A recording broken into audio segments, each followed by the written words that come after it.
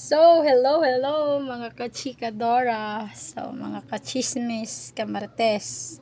Naanapod ko i-share ninyo.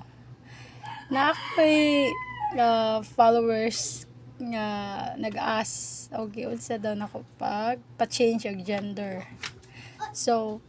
Ang pagpa-change the gender is dapat kumpleto ka sa PSA original ha, dayon local live birthday mo, dayon dapat na kay valid ID, baptismal, police clearance, barangay NBI clearance, o kanang dapat na kay medical certificate gikan jud siya sa City Health sa inyong lugar.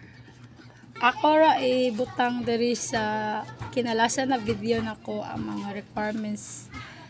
Prepare lang ni siya sa Cebu City lang ni siya kipakataw nga gusto mo change sa iyang gender lang.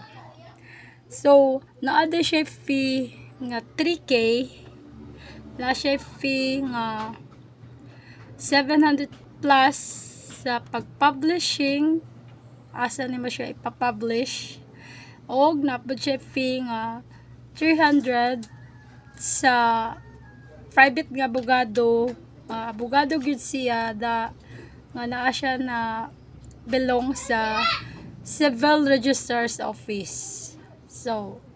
Mao na guys, another tip. Thank you.